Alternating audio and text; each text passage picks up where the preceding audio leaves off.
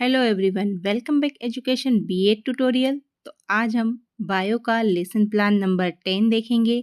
तो चलिए स्टार्ट करते हैं वीडियो। और इससे पहले के वीडियो आपने अभी तक नहीं देखे हैं तो उन्हें ज़रूर देखिए और चैनल को सब्सक्राइब कीजिए।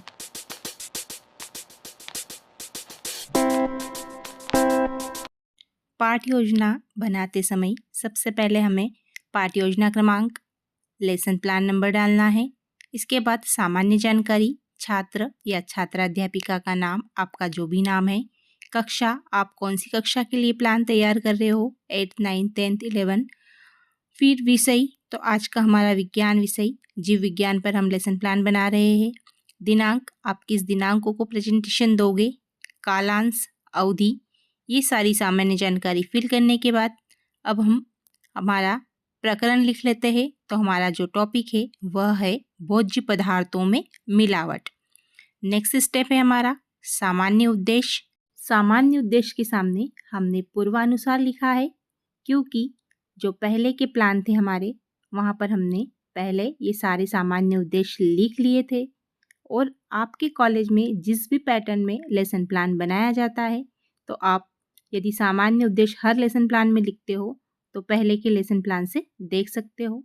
यहाँ पर हमने जीव विज्ञान शिक्षण के सामान्य उद्देश्य पे भी पूर्वानुसार लिखा है। नेक्स्ट स्टेप की ओर बढ़ेंगे, विशिष्ट उद्देश्य। तो चलिए विशिष्ट उद्देश्य बना लेते हैं। तो आज का जो हमारा टॉपिक है वह है भोज्य पदार्थों में मिलावट। तो इसी को ध्यान में रखेंगे और सारे विशिष्ट उद्देश्य बना लेंगे।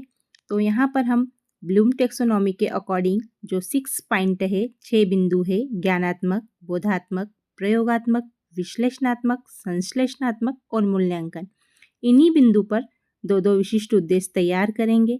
सबसे पहले ज्ञानात्मक पक्ष। तो यहाँ पर विद्यार्थी मिलावट की परिभाषा बता सकेंगे, विद्यार्थी भोज्य पदार्थों की सूची बना सकेंगे। फिर है बोधात्मक पक्ष, विद्यार्थी खाद्य पदार्थों में मिलावट की पहचान कर सकेंगे, मिलावट युक्त खाद्य पदार्थों के उदाहरण दे सकेंगे। फिर है प्रयोगात्मक पक्ष, विद्यार्थी खाद्य पदार्थों में मिलावट की जांच कर सकेंगे, विद्यार्थी मिलावट की गणना कर सकेंगे। फिर विश्लेषणात्मक पक्ष, विद्यार्थी मिलावट युक्त भोज्य पदार्थ तथा संतुलित भोज्य पदार्थ में अंतर कर सकेंगे। फिर संश्लेषणात्मक पक्ष, विद्यार्थी खाद्य पदार्थ व मानव जीवन को संबंधित कर सकेंगे, मिलावट के स्वास्थ्य पर प्रभाव को सिद्ध कर सकेंगे। और फिर है मूल्यांकन। तो विद्यार्थी मिलावट युक्त पदार्थों की रोकथाम कर स्वास्थ्य का बचाव कर सकेंगे और मिलावट के तरीकों को पहचान सकेंगे। इसके बाद अब हम शिक्षण सहायक सामग्री लिखेंगे। तो शिक्षण सहायक सामग्री में हम चौक, डस्टर, लपेट श्यामपट्ट, संकेतक, चार्ट, इन समस्त सामान और साधन का उपयोग करने वाले हैं। तो इनके नाम लिख लिए। अब हम शिक्षण विधियों के नाम लिख लेते हैं कि हम कौन कौन सी शिक्षण विधियाँ यूज़ करेंगे। तो यहाँ पर हम प्रश्नोत्तर विधि, आगमन विधि, निगमन विधि और प्रदर्शन विधि का प्रयोग करेंगे। तो ये विधियों के नाम लिखेंगे। फिर हम प्रवेश नॉलेज पर आ जाते हैं, पूर्व ज्ञान। तो जो विद्यार्थी है, बच्चे हैं, वह मिलावट के बारे में सामान्य जानकारी रखते हैं। फिर नेक्स्ट स्टेप है प्रस्तावना या अभिप्रेरण प्रश्न। तो यहाँ पर आप 2 कॉलम बना लीजिए, एक है छात्र या छात्राध्यापिका का व्यवहार और एक है छात्र का व्यवहार। अब यहाँ पर बच्चों से हम कुछ क्वेश्चन करेंगे। ये सारे क्वेश्चन बच्चों के प्रीवियस नॉलेज के आधार पर होने चाहिए और इन्हीं क्वेश्चनों के माध्यम से बच्चों को हम अपने टॉपिक तक लेकर आएंगे। तो हमारा फर्स्ट क्वेश्चन है, जब आप पास हो जाते हो तो सभी को क्या बांटते हो? तो आंसर मिला है मिठाइयाँ। फिर सेकंड क्वेश्चन है, आप मिठाइयाँ कहाँ से लाते हो? आंसर मिला बाजार से। फिर थर्ड क्वेश्चन है, क्या बाजार की मिठाइयाँ हानिकारक होती है? आंसर मिला हाँ, क्योंकि उनमें हानिकारक रंग मिला दिए जाते हैं। फिर नेक्स्ट क्वेश्चन है, क्या केवल बाजार की मिठाइयाँ ही हानिकारक होती है? फिर हमें आंसर मिला नहीं, बाजार में अनेक ऐसे पदार्थ होते हैं जिसमें मिलावट होती है जो कि हानिकारक होती है। फिर हमने लास्ट का क्वेश्चन पूछा कि अब बताइए, जब सारी चीज़ों में मिलावट की जाती है तो उसे क्या कहा जाता है। तो बच्चा यहाँ पर निरुत्तर हो गया है। तो यहीं पर हम अपना उद्देश्य कथन कहेंगे कि बच्चों, आज हम भोज्य पदार्थों में मिलावट के बारे में अध्ययन करेंगे। तो इस प्रकार से हमने बच्चों को अपना टॉपिक बता दिया। इसके बाद आ जाते हैं हम प्रस्तुतिकरण पर। तो प्रस्तुतिकरण बनाने से पहले आप प्रस्तुतिकरण चार्ट देख लीजिए कि हमने किस प्रकार से भोज्य पदार्थों में मिलावट पर प्रस्तुतिकरण चार्ट बनाया है। तो यहाँ पर हमने एक चार्ट बनाया है जिस पे हमने मिलावट लिखा है और अंदर किस चीज़ में किस प्रकार से मिलावट की जाती है वे सारे उदाहरण यहाँ पर प्रस्तुत किए हैं। आई होप आप लेसन प्लान अच्छे से देख रहे होंगे और आपको इन लेसन प्लान से हेल्प मिल रही होगी। वीडियो थोड़ा सा अच्छा लग रहा है आपको तो इसी बीच आप जल्दी से वीडियो को लाइक कर दीजिए। फिर हम प्रस्तुतिकरण में 3 कॉलम्स बनाएंगे: शिक्षण बिंदु, छात्र अध्यापिका का व्यवहार और छात्र का व्यवहार। अब यहाँ पर एक एक बिंदु हम बच्चों को समझाते चले जाएंगे। सबसे पहले हमने सामान्य से अर्थ में बताया कि शरीर का स्वास्थ्य भोजन के प्रकार पर निर्भर करता है। यदि हम संतुलित व बिना मिलावट का भोजन लेते हैं तो हमारा स्वास्थ्य ठीक रहता है, हम निरोगी रहते हैं। लेकिन यदि हमारा भोजन अपर्याप्त, असंतुलित और मिलावट युक्त होता है तो हमारा शरीर अस्वस्थ हो जाता है। इस प्रकार से हमने सामान्य से कथन बताया, एक क्वेश्चन किया और फिर हमने भोज्य पदार्थ में किस प्रकार से मिलावट की जाती है डेफिनेशन बताई।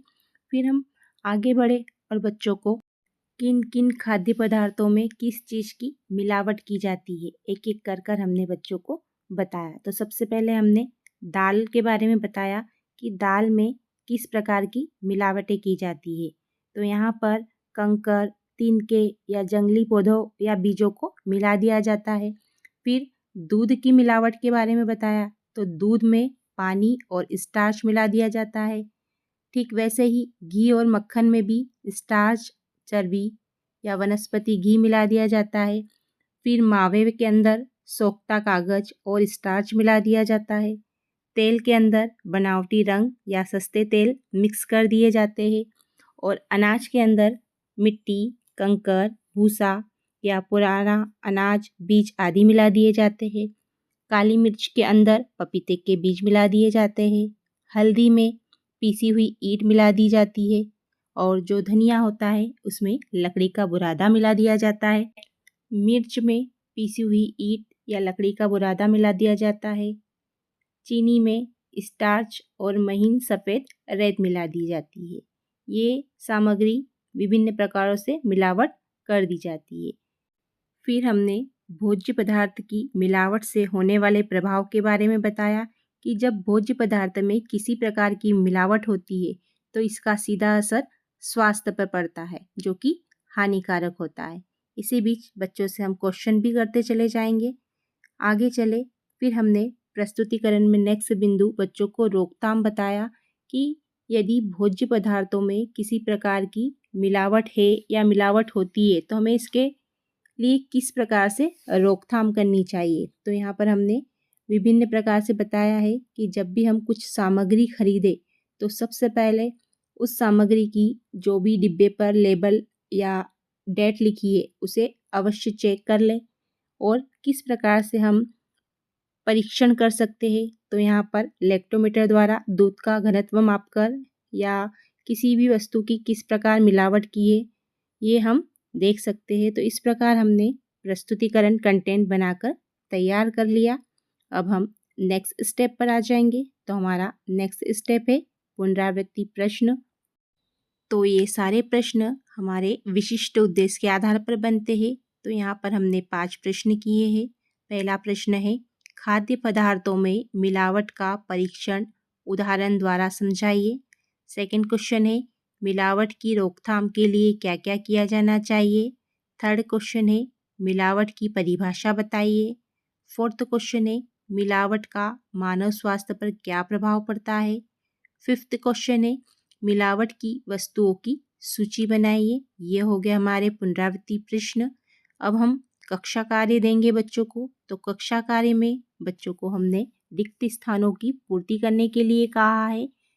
आपको अभी तक ज्ञात हो गया होगा कि जो भी कक्षा कार्य है हमारा वह हमें शॉर्ट रूप में ही देना है, मीन्स वस्तुनिष्ठ प्रश्न के आधार पर कक्षा कार्य दिया जाता है। और लास्ट में हम बच्चों को गृह कार्य देते हैं। तो गृह कार्य में हमने बच्चों को 2 क्वेश्चन दिए हैं। फर्स्ट क्वेश्चन है, निम्न भोज्य पदार्थों में किन पदार्थों की मिलावट की जाती है। सेकंड क्वेश्चन है, मिलावट पर विस्तार से निबंध लिखिए। तो यहाँ पर हमारा लेसन प्लान बनकर कंप्लीट हो जाता है और लास्ट में ही हमें श्यामपट्ट सारांश तैयार करना होता है। तो आप यहाँ पर देख लीजिए कि किस प्रकार से आप श्यामपट्ट सारांश तैयार करेंगे। तो यहाँ पर हमने शॉर्ट रूप में जितना भी कंटेंट बच्चों को समझाया था प्रस्तुतिकरण में, उसे यहाँ पर बिंदुवार दर्शा दिया है। तो आप यहाँ पर अच्छे से देख लीजिए। आई होप आपको इन वीडियो से हेल्प मिल रही होगी। वीडियो पसंद आ रहे हैं तो वीडियो को लाइक कीजिए और चैनल को सब्सक्राइब कीजिए और इन वीडियो को अपने दोस्तों के साथ शेयर कीजिए। मिलते हैं नेक्स्ट वीडियो में, तब तक के लिए bye bye and take care.